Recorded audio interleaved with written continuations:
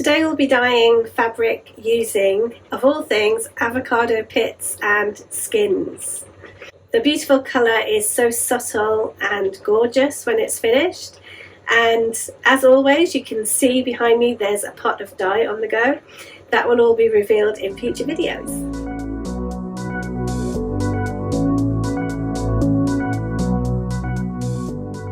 There are lots of ways to make sustainable dyes using things that you already are about to throw away in the rubbish.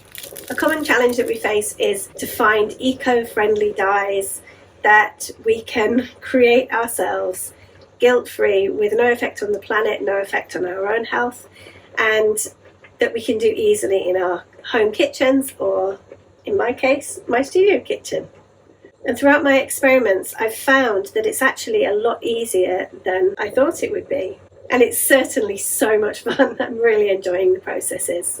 So if you love avocado on toast, or you really love guacamole, this is a totally guilt-free way of buying up the avocados and using it in its entirety. I asked in my Instagram stories which colour people thought that the skins in the pits were going to make, and the surprising thing is it makes pink. Most people didn't guess that. I think people thought it was going to be green or black because the skins look like that, but actually there's a pigment inside that is pink. In my first experiment with onion skins, I show you how to scour your fabrics to prepare them for dyeing and how to mordant them so that the dye will stick to them. If you go back and look here, you'll be able to see how I do that. Remember, safety first. Only use your dye equipment for dyeing. Please don't use your kitchen pans and implements and utensils for dyeing. It isn't safe. So please make sure you have dedicated tools for dyeing. Today we're going to be dyeing this 100% cotton shirt that I got from a clothes swap. You need to have cotton or linen or silk, and it has to be 100%. Dye will not take on man-made fibres, so you need to make sure that plant fibres or animal fibres are used in the dyeing processes with natural materials. First of all, you're going to scour your fabric, and then you're going to mordant it, which is going to help the dye to stick. All the details of this are in my previous video about onion skin dyeing. I used 4 avocados, both the skins and the pits, and after I'd washed them a little bit, I just let them dry for a few days in this tray. Now all you need to do, once you've dried them, is crunch them up into the pot that you're going to make the dye bath in, and keep going until it's all gone. I just put my pits in as is, but you can also chop them into 2 or 4 pieces. It's totally up to you. Now you just have to bring the pot to the boil very slowly, let it simmer, and let nature take its course. Just put it in, and it's going to boil now. I'm going to give it 30 minutes. After 20 minutes, this is the colour of the avocado. Let's have a look. Still quite pale.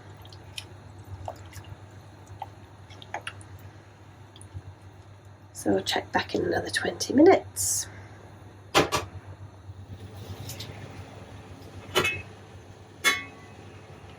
After 20 minutes, I'm just going to check the colour by dipping this piece of cotton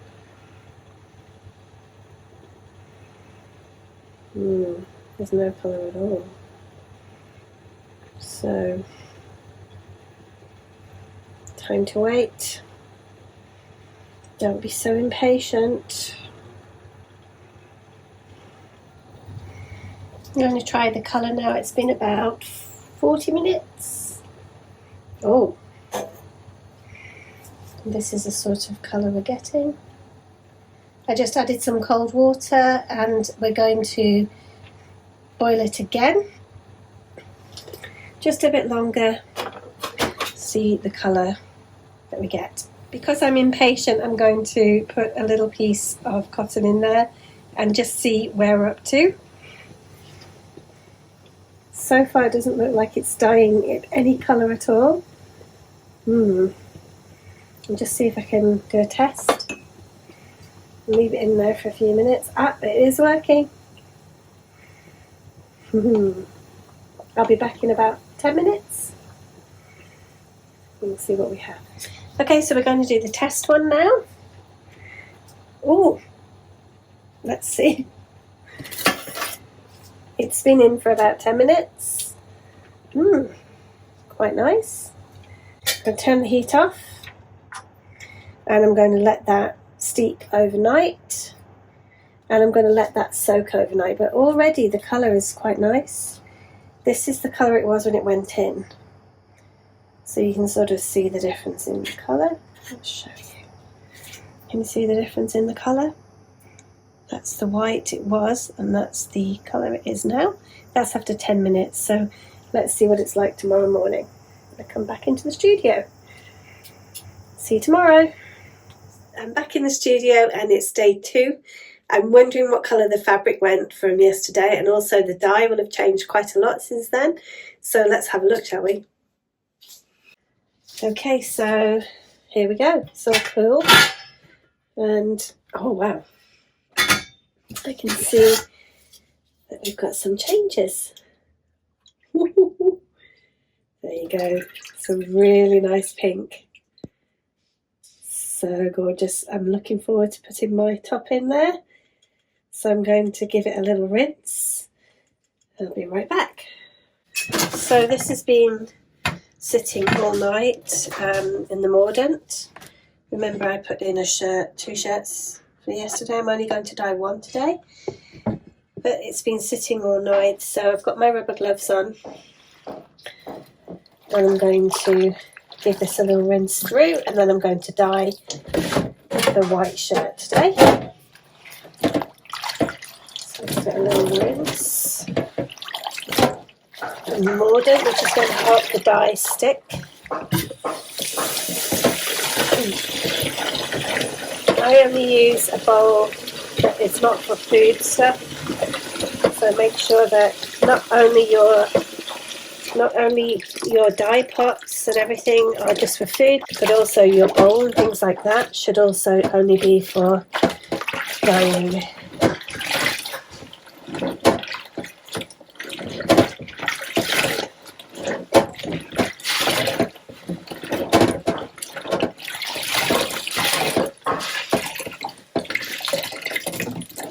Okay, now it's time to strain the dye. So I've got my strainer here.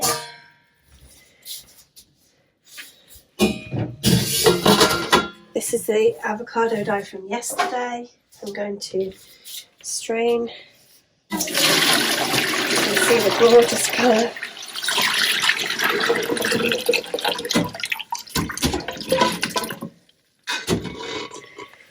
And I want to use this big pot to do all my dyeing, so I'm going to get all the bits out. I want a nice smooth dye, so I don't want any bits. And then I'm going to strain out all of the material. If I had a compost heap, I would be putting it in there, composting this. But as it is, this was a waste product anyway, so it's just going to go straight into the bin. Wow, the colour's gorgeous. So I have to make sure that I don't get the colour all over my kitchen in the studio. So I'm going to use this bigger pot to do the dyeing today. So I'm putting it back into there. And I'll clean that in a second. I'm going to put this back on the hob, and then we're going to dye the white shirt. I might put it on quite high to boil first, and then I'll let it simmer. Okay, I'll be right back. Okay, we've got a little boil going on, and now I'm going to add, because it's very stinky. Now this is already wet, this shirt that I'm going to dye. I'm going to make sure it's all uncrumpled when I put it in, because, oh my gosh, you can already see the dye working. Look at that. Within seconds it's dyed. Wow. So then you just have to squish it into the dye liquid, into the dye bath. And I'm going to give it 30 minutes and see what happens. But I can already see that it's changed colour immediately within 20 seconds. I'm also going to put in, at this point, because I'm making my dye diary, so I'm going to put in some cotton and some silk. I'm hoping this will go a really dark colour. Some different kinds of silk. More silk.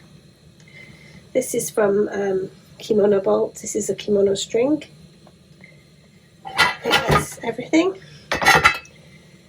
Right, I'm just going to submerge all that. And you can already see it's changed colour within just one dunk. It's amazing. Wow. Imagine if I leave this overnight, it's going to go really pink.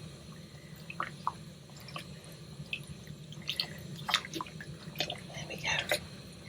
So I'm going to leave that to simmer for a little while, come back and stir it now and again just to make sure that there's equal dye spreading through the piece. And just keep an eye on it. I'll be back.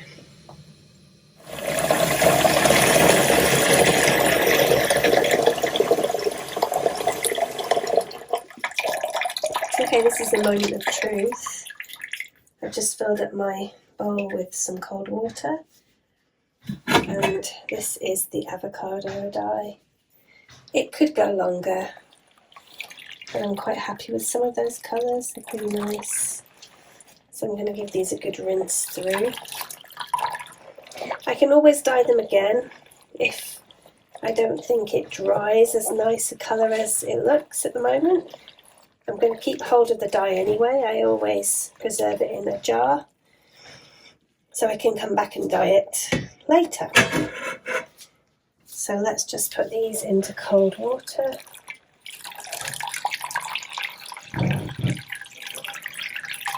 So I don't burn my hands.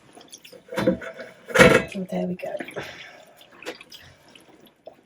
I'm going to rinse these and then look at that colour. And then I'm going to put them outside to dry. And then I'm going to preserve, when this is cooled down, I'm going to preserve it in a jar. Quite a lot of the dye is coming off. So we'll see. Maybe I was impatient, I don't know. Maybe it's going to wash out, I don't know. But it was mordanted, so it was pre-mordanted. I don't know. I did scour it. But it seems that cotton is a lot harder to take colour than silk, in my experience at the moment. I might need to look into different kinds of mordanting to get some brighter colours.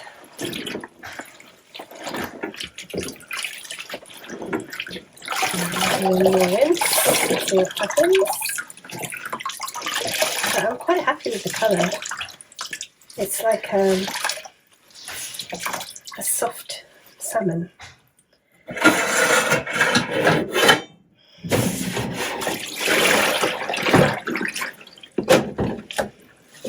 If I had a garden, I'd be putting this water on the garden. This is just no chemicals in this, it's just avocados and water. Pretty safe.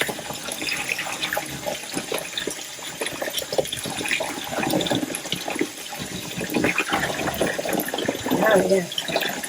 I think there's not much coming out of this. There isn't much coming out in the second rinse, so the third rinse should do it. Now I didn't strain this mixture. I can see some bits of avocado floating. I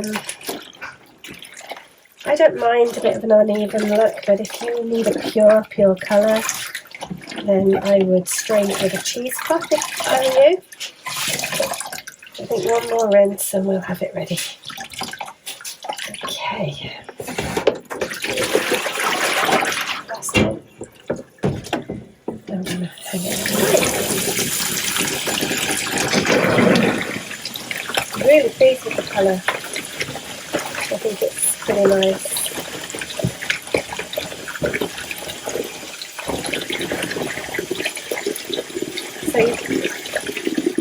So you keep rinsing until the water is clear, which is, this was only 3 rinses and it was clear, so not a lot of rinsing. Wow, okay. I'm actually going to save this last lot for my plants and I'm going to rinse it off.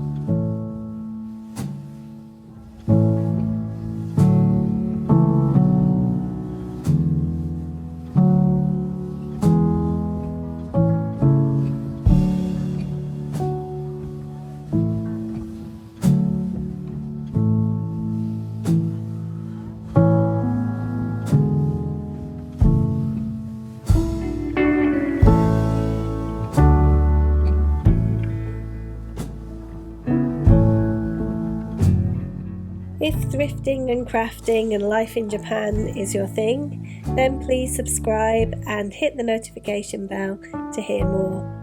See you soon!